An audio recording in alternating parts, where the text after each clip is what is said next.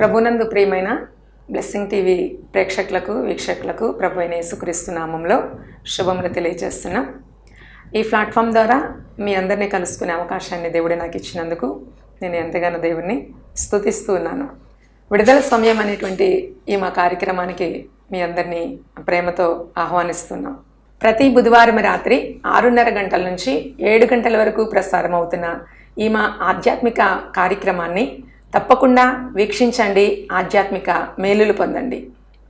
ఈ మా కార్యక్రమం మీకు ఆశీర్వాదకరంగా ఉన్నట్లయితే మీ స్నేహితులకు, మీ శ్రేయోభిలాషులకు కూడా పరిచయం చేయండి. మీకేమైనా ప్రార్థన విన్నపములు ఉన్నట్లయితే తప్పనిసరిగా మాకు తెలియచేయండి. మీ కొరకు ప్రార్థించడానికి మేము ఎల్లప్పుడూ సిద్ధంగా ఉన్నామని తెలియచేస్తున్నాం. ఈ దినం నుంచి ప్రారంభమవుతున్నటువంటి మా యొక్క ఆధ్యాత్మిక సందేశములు తప్పనిసరిగా వీక్షించి మేలులు పొందాలని చెప్పి ఆశీర్వదించబడాలని కోరుకుంటున్నాను. May God bless you all. Praise the Lord. నయోమితో రావడానికి ఆమె మనసు కుదిరిందని తెలుసుకుందంట. ఎప్పుడు? నిన్ను విడిచిపెట్టను, నీతోనే వస్తాను, నువ్వు ఎక్కడ చచ్చిపోతా నేను అక్కడే చచ్చిపోతాను, దేవుడు మరణం తప్ప నిన్ను నన్ను మరేది వేరు చెయ్యలేదు. ఇలా ప్రమాణాలు చేసిన వాళ్ళు కూడా చాలా మంది వెళ్ళిపోతూ ఉంటారు. అవునండి, ఇలా ప్రమాణాలు చేసిన వాళ్ళు కూడా చాలా మంది వెళ్ళిపోతూ ఉంటారు. కానీ మనం అలా ఉండకూడదు. దేవునికి స్తోత్రం, హల్లెలూయా. అదే దేవుడు కోరుకున్నాడు, నా నివసించినట్లు దేశంలో నమ్మకస్తులైన వారిని నేను వెతుకుతున్నాను అంటున్నాడు. నమ్మకస్తులైన వారి కోసం దేవుడు వెతుకుతున్నాడంట. ఈరోజు మనము కూడా దేవుని యొక్క సన్నిధిలో రూతులాగా నమ్మకస్తులుగా ఉండాలి. మనం రూతులాగా, పెదవులతో కాదు కానీ హృదయ అంతరంగంలో నుంచి ఒక రూతు వలె మనము మన యొక్క హృదయాన్ని సమర్పణ చేసుకోవాలని చెప్పి పరిశుద్ధాత్మ దేవుడు మనతో మాట్లాడుతూ ఉన్నాడు. హల్లెలూయా. ఎప్పుడైతే ఈమెకు మనసు కుదిరింది అని నయోమి అనుకుందో వెంటనే తన ప్రయాణాన్ని కొనసాగించింది. ఓర్ప అయితే వెళ్ళిపోయింది, కానీ రూతు మాత్రం ఎవరిని వెంబడిస్తా ఉంది? ఎవరిని వెంబడిస్తుందండి? చాలా మంది వార్పా గుంపులో ఉంటారు. చాలా మంది వార్పా గుంపులో ఇప్పటికీ చాలా మంది ఎక్కడ కూడా వార్పా గుంపులో ఉన్న వాళ్ళు చాలా మంది ఉన్నారు కదా. నయోమితో కొంత దూరం ప్రయాణం చేసి మళ్ళా వెనక్కి వెళ్ళిపోయినటువంటి వార్పా వలె చాలా మంది ఉంటారు విశ్వాస జీవితంలో. సంఘంలోకి ఒకవేళ వచ్చినప్పుడు కూడా కడ వరకు సేవకులతో కొనసాగలేరు. వాళ్ళు కొనసాగలేరు. కారణం ఏంటంటే వాళ్ళకి మోయాబు కావాలి, వాళ్ళకి లోకం కావాలి, వాళ్ళకి పాపం కావాలి, వాళ్ళకి శరీరాశలు కావాలి, ఇదిగో వాళ్ళకి ఎన్నెన్నో కావాలి. ఇక్కడ ఉంటే కొంచెం చప్పిడి పచ్చిమిలా ఉంటది, కొన్ని ఇరుకు మార్గంగా ఉంటది. కాబట్టి ఇరుకు మార్గంలో అందరూ కొనసాగించలేరు. ప్రియమైన దైవజనమా, దేవుని నామానికి మహిమ కలిగిన కాక విశాల మార్గం ఎక్కడ ఉంటుందో దాన్ని కోరుకుని వెళ్ళిపోతా ఉంటారు. చూడండి, మనం ఒకసారి ఆలోచన చేసినట్లయితే మనము ఒకరిని వెంబడిస్తా ఉన్నప్పుడు ఎప్పటి వరకు వెంబడించాలి? రూతులాగా మరణము వరకు వెంబడించాలి. ఎప్పటి వరకు అండి? మరణం వరకు. కొంతమంది ఎలా ఉంటారంటే, ఇప్పుడు యేసుప్రభు పుట్టినప్పుడు ఒక తార వెలిసింది కదా, ఒక చుక్క, ఒక నక్షత్రం. దాన్ని ఎవరు వెంబడించారు? జ్ఞానులు వెంబడించారు. తూర్పు దేశపు జ్ఞానులు వెంబడించారు. బాగానే పట్టుకున్నారు, నక్షత్రాన్ని చూశారు. దాన్ని చూస్తూ ఎక్కడి వరకు వెళ్ళారు? ఎక్కడి వరకు వెళ్ళారు? యెరూషలేము వరకు వెళ్ళారు. ఆ తర్వాత చుక్కను వదిలేశారు. ఆలోచించండి. అంటే ఈ టైప్ ఆఫ్ మనుషులు కూడా ఉంటారు. యెరూషలేముకి వెళ్ళగానే పర్లేదు, మా గమ్యం వచ్చేస్తుంది, మేము చేరిపోయాము, యెరూషలేముకి చేరిపోయాము, ఇంకా మాకు ఆ నక్షత్రంతో పని లేదనుకున్నారో ఏమో కానీ వాళ్ళ హృదయాలు ఎక్కడికి వెళ్ళిపోయినాయి? యెరూషలేముకి వెళ్ళగానే పెద్ద పెద్ద భవనాలు కనబడుతున్నాయి కదా యెరూషలేములో. రాజుగారి భవనం చాలా పెద్దగా కనబడుతుంది కదా. ఇదిగో ఆ భవనాల్లోనే రాజు ఉంటాడేమో అని అనుకుని, ఆ భవనాల్లోనే దేవుడు ఉంటాడేమో అనుకుని, ఆ మేడల్లోనే దేవుడు ఉంటాడేమో అనుకుని, ఆ మేడలను ఆకర్షించుకుని వాటిని నక్షత్రాన్ని వదిలేశారు. అక్కడ దాకా ఎవరు తీసుకొచ్చారు? యెరూషలేము దాకా ఎవరు తీసుకొచ్చారండి? నక్షత్రం తీసుకొచ్చింది. కానీ అక్కడికి వచ్చిన తర్వాత నక్షత్రాన్ని వదిలేసి ఆ మేడల్ని, మిద్దెల్ని చూసుకుని దేవుడు అక్కడే ఉంటాడు అనుకుని ఆ మేడల కోసం, మిద్దెల కోసం చాలా మంది అలాగ మధ్యలో సేవకులను వదిలేసి వేటినో చూసుకుని వెళ్ళిపోతా ఉంటారు. చాలా విచారకరం. హల్లెలూయా, హల్లెలూయా. ప్రియమైన దైవజనమా, ప్రియమైన సహోదరి సహోదరుడా, ఈ ఉదయకాల సమయంలో పరిశుద్ధ ఆత్మదేవుడు నీతో మాట్లాడుతూ ఉన్నారు. మనం మధ్యలో విడిచిపెట్టకూడదు. తూర్పు దేశపు జ్ఞానుల వలె మధ్యలో విడిచిపెట్టకూడదు. ఓర్ప వలె మధ్యలో విడిచిపెట్టకూడదు. ఫైనల్లీ ఆ జ్ఞానులు యేసుప్రభుని చేరడానికి మేడల మిద్దులు పనికొచ్చాయా? రాజులు పనికొచ్చారా? గొప్పవాళ్ళు పనికొచ్చారా? ఎవరో పనికిరాలా. మళ్ళా ఆ నక్షత్రమే గత అయింది. తిరిగి వచ్చినప్పుడు వాళ్ళు తిరిగి వస్తే ఆ నక్షత్రమే గత అవుతుంది. దేవునికి స్తోత్రం. ఆ నక్షత్రమే నేను అక్కడికి చేర్చేది, అంతే. That's all. ఆ నక్షత్రమే నేను గమ్యానికి చేరుస్తుంది. గొప్పవాళ్ళు, అధికారులు, ధనవంతులు లేదా మేడ మిద్దులు ఉన్న వాళ్ళు ఎంతో మందిని కూడా నువ్వు ఆశ్రయిస్తూ ఉండొచ్చేమో, కానీ ఎవరు నేను గమ్యానికి చేర్చలేరు. సహోదరి సహోదరుడా, నక్షత్రమే నేను చేరుస్తాను. దాన్ని పట్టుకుని నేను నమ్మకంగా అక్కడ వరకు వెళ్ళాలి. ఆమేన్. హల్లెలూయా, హల్లెలూయా, హల్లెలూయా. ఈ వాక్యాన్ని ఇచ్చిన ప్రతి ఒక్కరు కూడా ఆలోచన చేయండి. ఈ యొక్క రూతుకి మనసు కుదిరింది అని చెప్పి నయోమి అనుకున్న తర్వాత తనని తీసుకుని వెళ్ళింది, తన దేశానికి తీసుకుని వెళ్ళింది, తన ఊరికి తీసుకుని వెళ్ళింది, తన గ్రామానికి తీసుకుని వెళ్ళింది. వెళ్ళిన తర్వాత నయోమి వచ్చిందని చెప్పి అందరూ ఊర్లో వాళ్ళు నయోమిని చూడడానికి వచ్చారు. సరే, అయితే ఫైనల్ గా మనము 4వ విషయాన్ని ఒకసారి ఆలోచించేద్దాం. 3 విషయాలు ఇంతవరకు మనం మాట్లాడుకున్నాం. మొట్టమొదటిగా గొర్రె పిల్ల భారీగా ఉండడానికి రూతు చేసిన మొదటి పని ఏంటండి? మోయాబుని విడిచిపెట్టింది. రెండవది నయోమిని హత్తుకుంది. మూడవది సజీవ యాగముగా తన శరీరంతో సహా సమర్పణ చేసుకుంది. ఆమేన్. సమర్పించుకుంది పూర్తిగా, సగం సగం కాదు, టోటల్లీ ప్రాణాత్మ దేహాల్ని సమర్పణ చేసుకుంది. మనము కూడా దేవునికి అలా సమర్పణ చేసుకుంటేనే ఆయన పిల్లలుగా పరిగణించబడతాం. దేవునికి స్తోత్రం. హల్లెలూయా, హల్లెలూయా. 4వదిగా మనం చూసినట్లయితే 2వ అధ్యాయము 2వ వచనం చూద్దాం. మోయాబీయురాలైన రూతు, నీ సెలవైన ఎడల నేను పొలములోనికి పోయి. ఈ యొక్క రూతట నయోమి దగ్గరికి వెళ్ళి ఏం చేస్తుందంట? ఏమని పర్మిషన్ అడుగుతుందండి?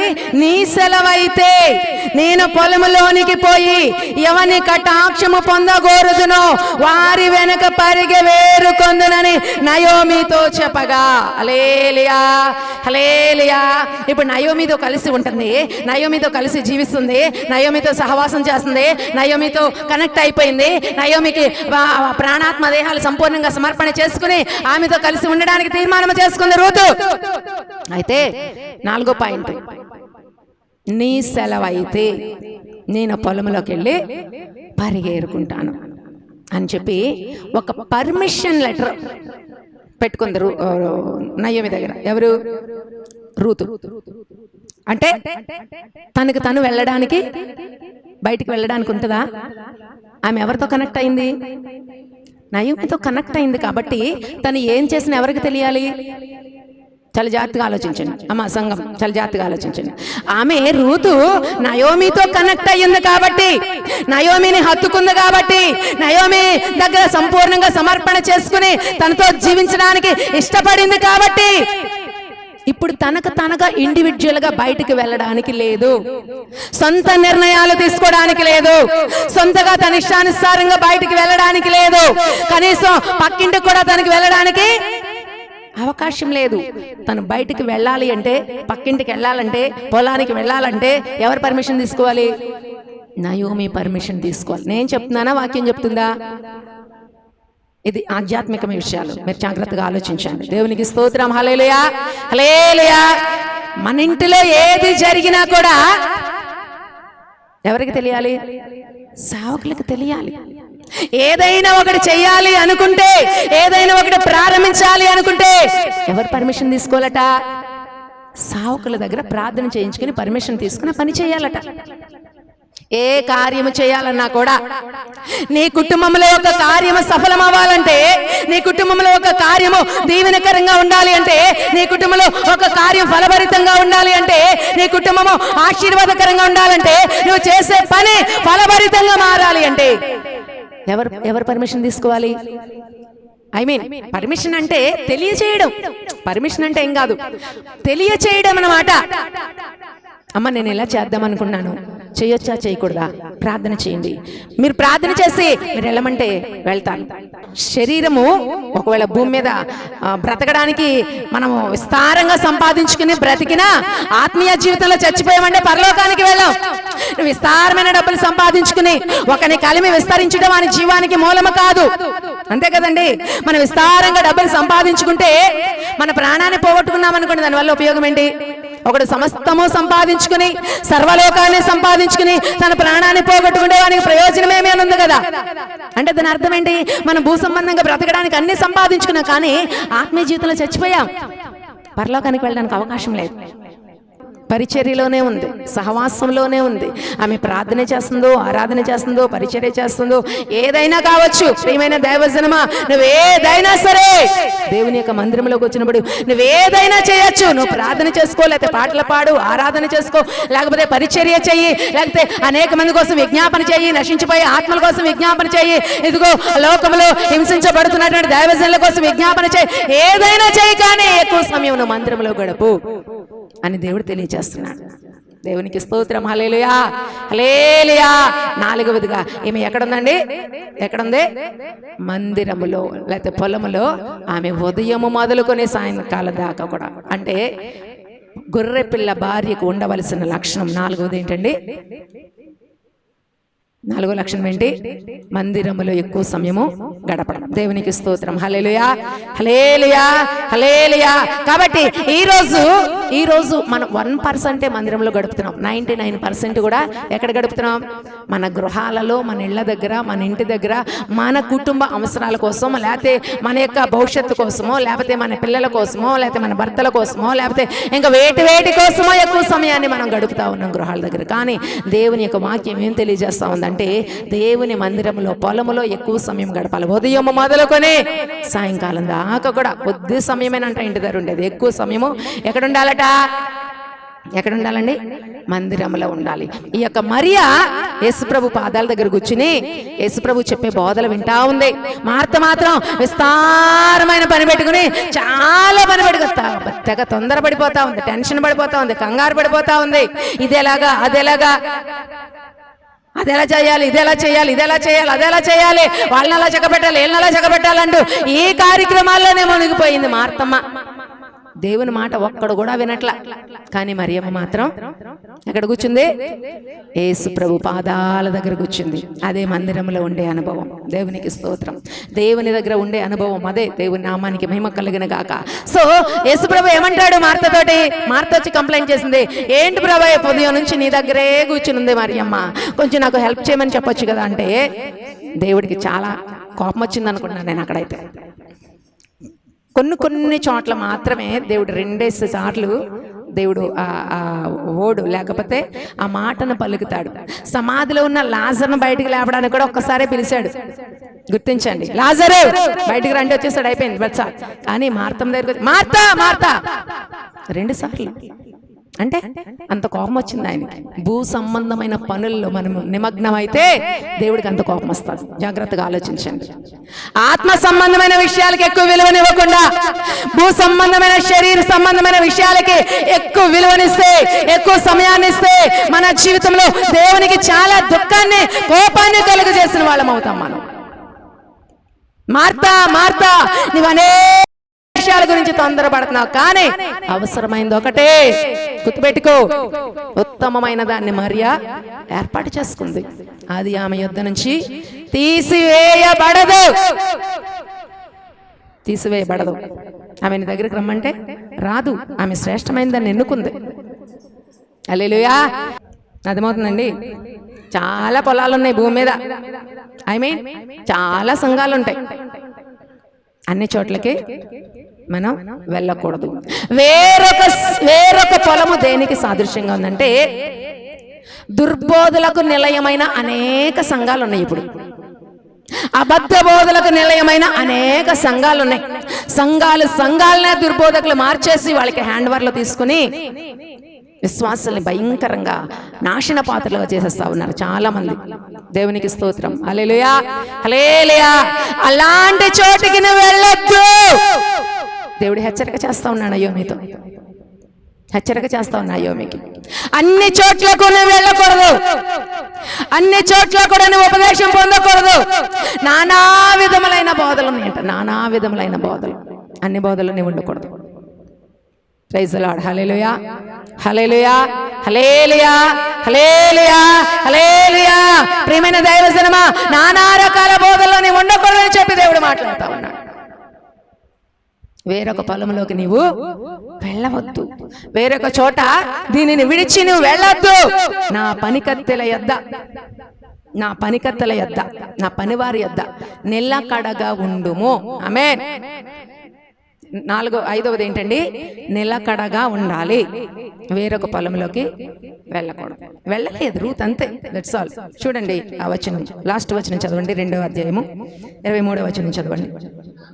కాబట్టి యవల కోతయు గోధుమల కోతయు ముగియు వరకు ఆమె ఏరుకొనుచు బోయాజు పనికత్తెల యొద్ద నిలకడగా ఉండి తన అత్త ఇంట నివసించెను. Praise the Lord. Hallelujah, hallelujah. ఎక్కడ నిలకడగా ఉందండి? బోయాజు పనికత్తెల యొద్ద, బోయాజు పొలములో నిలకడగా ఉందట. ఈ నిలకడగా ఉండడం గురించి ఎస్తేరు ధ్యానాల్లో కూడా మనం చూసాం కదా.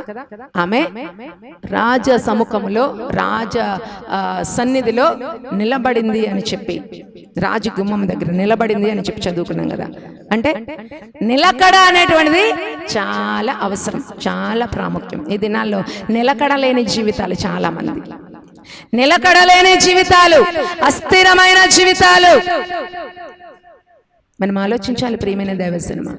నిలకడగా ఉండాలి, మనం విశ్వాసంలో నిలకడగా ఉండాలి, స్థిరంగా ఉండాలి. స్టాంప్ వేయాలంతే. స్టాంప్ వేసినట్టుగా మనము ఒక్క చోట దేవుని యొక్క సన్నిధిలో మరణమైన జీవమైన, అదే కదా చెప్పింది ఋతు. నేను మరణించినా సరే పర్వాలేదు కానీ నిన్ను మాత్రం విడిచిపెట్టి వెళ్ళను అని చెప్పింది, అంతే. హల్లెలూయా, హల్లెలూయా, హల్లెలూయా. కాబట్టి ప్రియమైన దైవజనమా, మనం ఒకసారి ఆలోచన చేసినట్లయితే 5వదిగా ఈ యొక్క ఋతు బోయాజు పొలములో నిలకడగా ఉందట, నిలకడగా ఉందట, నిలకడగా ఉంది. ఈ దినాల్లో ఎంతమంది నిలకడగా ఉండగలుగుతున్నారు ప్రియమైన దైవజనమా? ఉండలేకపోతున్నారు చాలా మంది. ఎంతమంది అవిశ్వాసంలోకి వెళ్ళిపోతున్నారు, ఎంతమంది దిగజారిపోతున్నారు, ఎంతమంది ఇదిగో మళ్ళా లోకంలో కలిసిపోతా ఉన్నారు, ఎంతమంది ఆ యొక్క యెరూషలేములోంచి ఎరుకలోకి దిగిపోయినట్లుగా దిగిపోతా ఉన్నారు, లోకంలోకి దిగిపోతా ఉన్నారు. ఈ యొక్క లోతు భార్య ఇదిగో వెనక తిరిగి ఉపస్తంభం అయిపోయినట్లుగా చాలా మంది స్థిరంగా ఉండలేక లోకంలో కలిసిపోతా ఉన్నారు. దేమ అనేటువంటి వాడట పౌలు దగ్గర ఉండి ఉండి లోకాన్ని ప్రేమించి వెళ్ళిపోయాడట, లోకంలోకి వెళ్ళిపోయాడట. ఆ దేమ వల్లే మీరు ఉండొద్దని చెప్పి భక్తుని పౌలు అంటాడు. చాలా మంది స్థిరంగా ఉండలేకపోతున్నారు ప్రియమైన దేవజనమా. దేవుని దగ్గరకు వచ్చామంటే మనం ఎట్లా ఉండాలంటే, ఒక్కసారి వచ్చింది ఎవరు, సమరయ స్త్రీ కుండ విడిచిపెట్టింది, ఊర్లోకి వెళ్ళి ఊరిని కూడా తోలుకొచ్చింది. ఎక్కడికే? యేసయ్య దగ్గరికి. ఊరందరినీ కూడా తీసుకొచ్చింది. ఆ విధంగా ఉండాలి. ఒక్కసారి మనం మోయాబు విడిచిపెట్టామంటే మళ్ళా దాని వైపు చూడకూడదు. అవసరమైతే దానిలో ఉన్న 100 మంది ప్రజలు దేవుని దగ్గరికి నడిపించేవారు మనం ఉండాలి. లోకాన్ని విడిచిపెట్టాం, లోకములో ఉన్న వారిని దేవుని దగ్గరికి తీసుకురావాలి, కానీ మనం వారితో పాటు కలిసిపోకూడదు. దేవునికి స్తోత్రం. హల్లెలూయా, హల్లెలూయా, హల్లెలూయా. మనం వారి యొక్క ఆచారాలు నేర్చుకోకూడదు. ఐగుప్తులో నుంచి బయటకు వచ్చిన ఇశ్రాయేలీలతో దేవుడు ఒక స్ట్రిక్ట్ అయినటువంటి రూల్ ఏం చెప్పాడంటే, ఆయన మీరు కానానికి వెళ్ళిన తర్వాత అక్కడున్న వాళ్ళందరినీ కూడా మీరు అనుసరించకూడదు, వారిని టోటల్లీ నిర్మూలపరిచేసి సంపూర్ణంగా మీరు దాన్ని, ఆ స్వాస్యాన్ని స్వాధీనపరచుకోవాలి అని చెప్పాడు దేవుడు. దేవునికి స్తోత్రం. హల్లెలూయా, హల్లెలూయా, హల్లెలూయా. కాబట్టి ఈ లోకంలో మనం ఉంటా ఉన్నప్పుడు ఎన్నో శరీర సంబంధమైన కోరికలు మనల్ని మళ్ళా వెనక లాగుతూ ఉంటాయి. వాటిని టోటల్లీ నిర్మూలపరచాలి. శరీర కార్యాలన్నీ నిర్మూలపరచాలి. మనం వాటిని అనుసరించకూడదు, వాటిని వెంబడించకూడదు. మనం విశ్వాసంలో స్థిరంగా ఉండాలి. చాలాసార్లు తప్పిపోతూ ఉంటాం, చాలాసార్లు వెనకబడిపోతూ ఉంటాం, చాలాసార్లు మనము అలక్ష్యంగా ఉంటాం. ప్రియమైన వారలారా, దయచేసి మనము ఈ యొక్క ఋతు ఎలాగైతే బోయాజు పొలములు స్థిరముగా ఉందో మనము కూడా ఏం చేయాలండి? స్థిరముగా ఉండాలి, నిలకడగా ఉండాలి. పరిశుద్ధాత్మ దేవుడు ఈరోజు మనతో మాట్లాడుతూ ఉన్నాడు. నా కుమారి వేరొక పొలములోకి ఏరుటకు పోవద్దు, దీనిని విడిచిపోవద్దు, ఇచ్చట నా పనికత్తెల యొద్ద నిలకడగా ఉండు. వారు కోయు చేను కనిపెట్టి వారిని వెంబడించుము, నిన్ను ముట్టకూడదని యవ్వనస్తులకు నేను ఆజ్ఞాపించి ఉన్నాను. ఆమేన్, హల్లెలూయా. ఎప్పుడైతే నిలకడగా ఉందో ఎవరు? రూతు. వెంటనే ఏం చేశాడట దేవుడు? నిన్ను ముట్టకూడదని యవనస్తులకు ఆజ్ఞాపించాడట. మనం దేవునికి ఎప్పుడైతే కనెక్ట్ అయిపోతామో, ఎప్పుడైతే లోకాన్ని పాపాన్ని విడిచి దేవునికి సమర్పణ చేసుకుని దేవుని సన్నిధిలో మనం సంపూర్ణంగా సమర్పణ చేసుకుంటామో, ఇంకా ఈ లోకంలో ఉన్న ఏ అపవాది మనల్ని ముట్టడానికి, టచ్ చేయడానికి వీల్లేదు. దానికి అపవాది మనల్ని ముట్టుకోవడానికి అవకాశమే లేదు. మనల్ని ముట్టుకున్న వాళ్ళు ఎవరిని ముట్టుకున్నట్టండి? ఆయన ముట్టుకున్నట్టే. చాలా మంది దినాల్లో మతోన్మాదులు, ఇదిగో మేము వాళ్ళని అక్కడ ఆ పాషని చంపాం, ఈ పాషని చంపాం, వాళ్ళని ఎలా హింసించే, వాళ్ళని అలా హింసించాం అనుకుంటున్నారు. కానీ వాళ్ళు చేసేది మనుషులు కాదండి, దేవుణ్ణి చేస్తున్నారు. వాళ్ళు నాకు వేరుగా ఉండి నువ్వేమీ చేయలేవు అంటున్నాడు దేవుడు. దేవునికి స్తోత్రం. హల్లెలూయా, హల్లెలూయా. ఒకవేళ భూమి మీద ఉన్నటువంటి శరీర సంబంధంగా ఉన్న మనుషుల్ని వాళ్ళు ఏమైనా చేయొచ్చేమో, కానీ ఒక వ్యక్తిని కానీ, ఒకవేళ దేవుని కోసం ఎవరైనా ఒక వ్యక్తి కానీ చనిపోతే 100 మంది ఆ స్థలంలోంచి పుడతారు. స్తోత్రం చెప్పరే. ఒక్కళ్ళ దేవుని కోసం చచ్చిపోతే 100 మంది ఆ స్థలంలోంచి పుడతారు. చాలా మంది అనుకుంటారు వీళ్ళని లేకుండా చేసేద్దాం, లేపేద్దాం, ఎక్కడికో పంపించేద్దాం అనుకుంటా ఉంటారు. అవన్నీ ఒట్టి మాటలండి. వాళ్ళ యొక్క బుర్ర తక్కువ ఆలోచనలు తప్పించి ఇంకేం కాదు. దేవునికి స్తోత్రం. హల్లెలూయా. వాళ్ళు ఎంత తెలివైన వాళ్ళు అనుకుంటారు, దేవుని యొక్క బుద్ధిహీనత కంటే తక్కువ అంటే వాళ్ళు ఎక్కువ తెలివి. ఆమేన్, హల్లెలూయా. కాబట్టి ప్రియమైన దైవజనమా, ఈ రోజు మనము ఈ యొక్క రూతు గురించి మనం ఆలోచన చేసినట్లయితే, ఇక్కడ బోయాజ్ అంటా ఉన్నాడు కదా. బోయాజ్ ఏమంటున్నాడండి? నిన్ను ముట్టకూడదని యవనస్తులకు నేను ఆజ్ఞాపించాను. ఎవరు టచ్ చేయడానికి వీల్లేదు. మనం టచ్ చేయడానికి ఎవరికి అవకాశం లేదు. అక్కడ ఒక మాట చెప్తాను, అక్కడ ఒక 10వ వచనం ఒకసారి చదవండి. అందుకు ఆమె సాగిలపడి తల వంచుకొని, ఏమి తెలిసి పరదేశిని నాయందు లక్ష్యముంచినట్లు నీకు కటాక్షము కలిగెనో అని చెప్పగా, బోయాజు, నీ పెనిబిటి మరణమైన తరువాత నీవు నీ అత్తకు చేసినదంతయు నాకు తెలియబడెను. Praise the lord. నీవు నీ తల్లిదండ్రులను, నీ జన్మభూమిని విడిచి ఇంతకు ముందు నీవు ఎరుగని జనము నొద్దకు వచ్చితివి. యెహోవా నీవు చేసిన దానికి ప్రతిఫలం ఇచ్చును.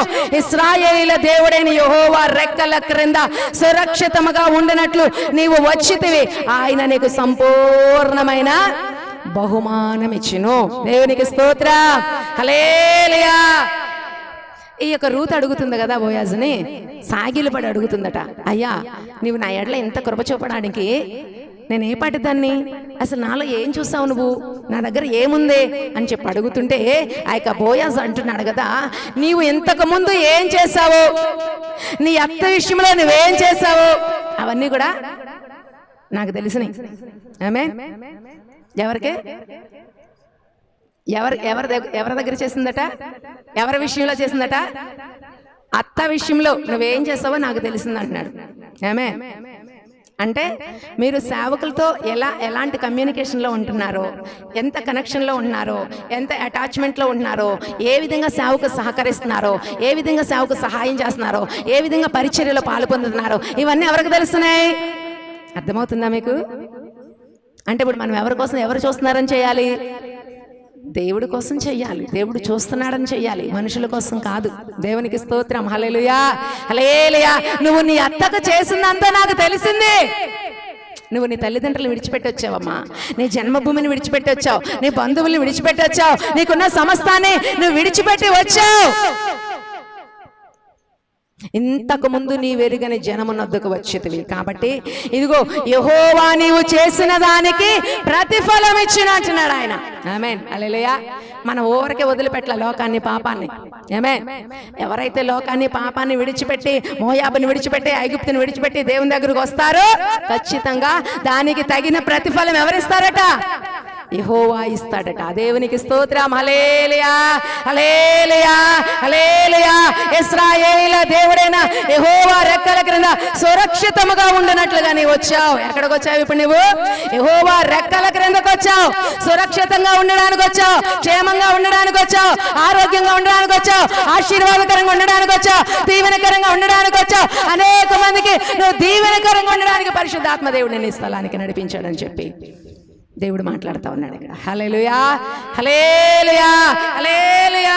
ప్రియమైన సహోదరి సోదరుడు, ఒక్కొక్కసారి మనం అనుకుంటాం, ఎందుకు వచ్చాను రా బాబు అసలు దేవుళ్ళకి వచ్చి. చాలా మంది ఈ మధ్యకాలంలో చాలా విచారకరమైన విషయాలు కొన్ని మనం వింటా ఉన్నాం. కాబట్టి మనం అట్లా అందరిలాగా జారిపోయేవారిలాగా లేకపోతే వెనక్కి వెళ్ళిపోయేవారిలాగా ఉండకూడదు. ఎన్ని విషయాలు అయినాయి? 5 అయినాయి. దేవునికి స్తోత్రం. దేవుని చిత్తం అయితే మనం మిగతా విషయాలు వచ్చే వారం మాట్లాడుకోవడానికి మనం ప్రయత్నం చేద్దాము. ఒకసారి మనం ఆలోచించేద్దాం. చూడండి, ఈ యొక్క చివరి వచనాన్ని ఒకసారి మనం మరలా ఒకసారి చదువుకుని మనము ముగించుకుందాం. అందుకు ఆమె సాగిలపడి తల వంచుకుని, ఏమి తెలిసి పరదేశిని నాయందు లక్ష్యముంచినట్లు నీకు కటాక్షము కలిగినో అని చెప్పగా, బోయాజు, నీ పెనిమిటి మరణమైన తరువాత నీవు నీ అత్తకు చేసినదంతయు నాకు తెలియబడెను. నీవు నీ తల్లిదండ్రులను నీ జన్మభూమిని విడిచి ఇంతకు ముందు నీవు ఎరుగని జనము నద్దకు వచ్చితివి. యెహోవా నీవు చేసిన దానికి ప్రతిఫలం ఇచ్చును. ఇశ్రాయేలు దేవుడైన యెహోవా రెక్కల క్రింద సురక్షితముగా ఉండినట్లు నీవు వచ్చితివి. ఆయన నీకు సంపూర్ణమైన బహుమానం ఇచ్చును అని చెప్పి ఆయనకు ఉత్తరం ఇచ్చాడట. మొట్టమొదటి పాయింట్ ఏంటండి? మనము మోయాబును విడిచి రావాలి. గొర్రె పిల్లకు భార్యగా మనం ఉండాలి అంటే మనం చేయాల్సింది మొట్టమొదట లోకాన్ని, పాపాన్ని విడిచిపెట్టాలి. మోయాబుని విడిచిపెట్టాలి. రెండవది ఏం చేయాలి? హత్తుకోవాలి. మూడవది ఏం చేయాలి? సంపూర్ణంగా మన హృదయాలను సమర్పణ చేసుకోవాలి. నాలుగవదిగా పరిచర్యలో మనం పాలు పొందాలి, సహకరించాలి సేవకే. ఐదవదిగా మనం చూసినప్పుడు నిలకడగా ఉండాలి. ప్రైజ్ ది లార్డ్, హల్లెలూయా. పొలములో నిలకడగా ఉండాలి, సంఘముతో నిలకడగా ఉండాలి, సేవకుల దగ్గర నిలకడగా ఉండాలి. అస్థిరమైన మనసుతో మనం ఉండకూడదు. అలా ఉన్నప్పుడు దేవుడు ఏం చేస్తాడట? సంపూర్ణమైన బహుమానం ఇస్తాడట. ఏమిస్తాడండి? సంపూర్ణమైన బహుమానం ఇస్తాడు. దేవునికి స్తోత్రం. అలాంటి బహుమానంతో ఈ దినం దేవుడు మనల్ని నింపుని గాక. మోకరించండి, ప్రార్థన చేసుకుందాం. దేవుని యొక్క సన్నిధిలో మోకరించండి, ప్రార్థన చేసుకుందాం. పరిశుద్ధాత్మ దేవుడు ఈరోజు చెప్పబడినటువంటి వర్తమానాన్ని బట్టి ఒక్క నిమిషం మనం ప్రార్థన చేసుకుందాం. పరిశుద్ధుడైన తండ్రి, నీకు వందనాలు, స్తోత్రాలు చెల్లిస్తున్నాను అయ్యా. మీరు చెప్పబడినటువంటి ఈ వర్తమానాన్ని బట్టి నీకు వందనాలు చెల్లిస్తున్నాను. ఇంతవరకు నీవు మాట్లాడిన శ్రేష్టమైన మాటలను బట్టి నీకు స్తోత్రాలు చెల్లిస్తున్నాను అయ్యా. ఇదిగో గొర్రె పిల్ల వివాహోత్సవ సమయంలో మేము ఉన్నాం ప్రభా, నీకు స్తోత్రాలు ప్రభా. ఆయన భార్య తన్ను తాను సిద్ధపరచుకుంటుండగా అయ్యా, మమ్మల్ని మేము ఏ విధంగా సిద్ధపరచుకోవాలో ఇంతవరకు మీరు మాట్లాడిన శ్రేష్టమైన మాటల కొరకు నీకు స్తోత్రాలు. యేసయ్యా, ఎంతమంది బిడ్డలైతే వాక్యాన్ని విన్నారో ప్రభా, నీకు స్తోత్రాలు. వాక్యాన్ని విన్న ప్రతి బిడ్డని కూడా మీరు ఆశీర్వదించండి అయ్యా, నీకు స్తోత్రాలు చెల్లిస్తున్నాను. ఎవరి కుటుంబాల్లోనైనా అనారోగ్యములు కానీ, సమస్యలు కానీ, శోధనలు కానీ, ఇరుకులు కానీ, ఇబ్బందులు కానీ, వ్యాధులు, బాధలు, నష్టాలుంటే యేసు నామములో కొట్టివేయమని ప్రార్థన చేస్తున్నాను. మంచి నేలను పని విత్తనం వాళ్ళు ఇది బహుగా ఫలించడానికి కృప చూపించండి. మహిమ ఘనత మీరే పొందండి. యేసుక్రీస్తు పరిశుద్ధ నామములో అడిగి వేడుకొని చిన్నాను పరమ తండ్రి. ఆమేన్, ఆమేన్.